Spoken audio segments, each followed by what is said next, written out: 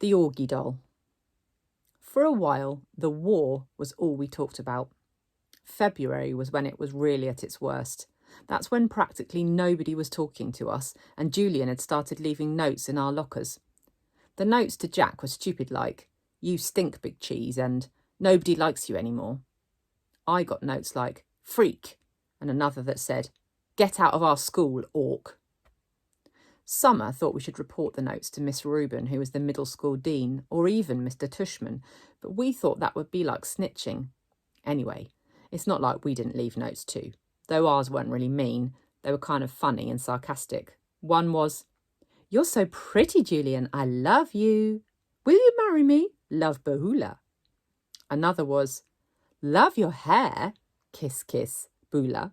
Another was, "You're a babe. Tickle my feet. Bula." Bahula was a made-up person that me and Jack came up with. She had really gross habits, like eating the green stuff in between her toes and sucking on her knuckles. And we figured someone like that would have a real crush on Julian, who looked and acted like someone in a Kids Bop commercial. There were also a couple of times in February when Julian, Miles and Henry played tricks on Jack.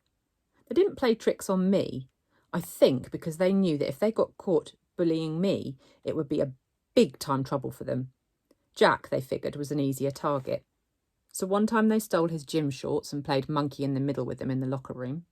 Another time Miles, who sat next to Jack in the homeroom, swiped Jack's worksheet off his desk, crumpled it into a ball and tossed it to Julian across the room.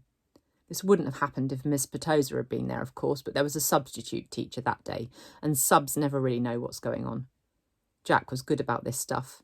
He never let them see he was upset, though I think sometimes he was. The other kids in the grade knew about the war. Except for Savannah's group, the girls were neutral at first, but by March they were getting sick of it. And so were some of the boys, like another time when Julian was dumping some pencil sharpener shavings into Jack's backpack. Amos, who was usually tight with him, grabbed the backpack out of Julian's hands and returned it to Jack. It was starting to feel like the majority of boys weren't buying into Julian anymore. Then, a few weeks ago, Julian started spreading this ridiculous rumour that Jack had hired some hitman to get him and Miles and Henry. This lie was so pathetic that people were actually laughing about him behind his back. At that point, any boys who had still been on his side now jumped ship and were clearly neutral. So by the end of March, only Miles and Henry were on Julian's side, and I think even they were getting tired of the war by then.